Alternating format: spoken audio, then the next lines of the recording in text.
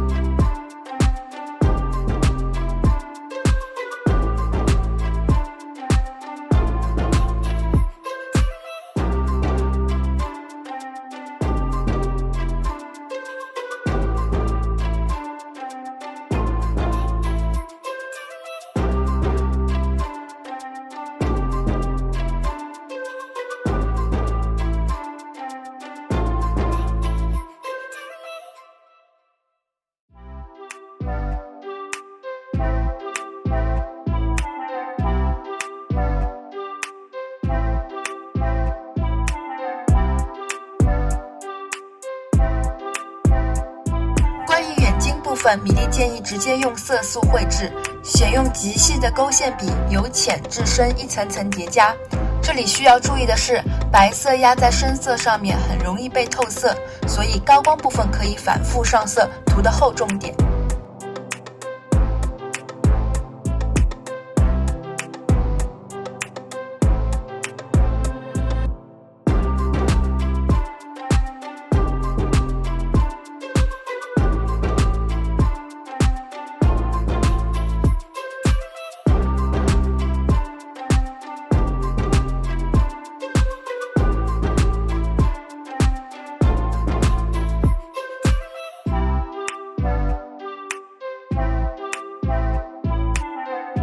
这两个造型的难点在于身上颜色的变化，如果只是单纯的使用不同的颜色材料混合，会变得非常的麻烦。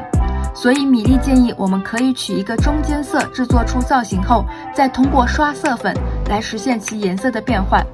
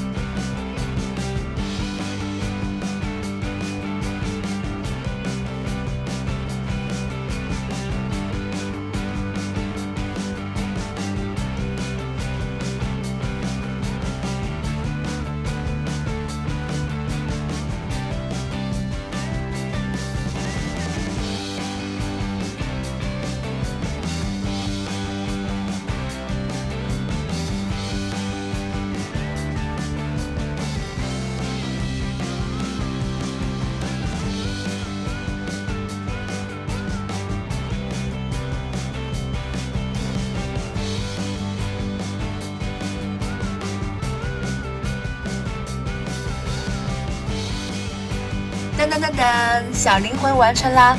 让我们带上这2个小可爱，开始心灵的旅行吧。大家如果有什么不清楚的地方，欢迎在视频下方留言，一定要记得点赞和订阅。我们下期再见，拜拜。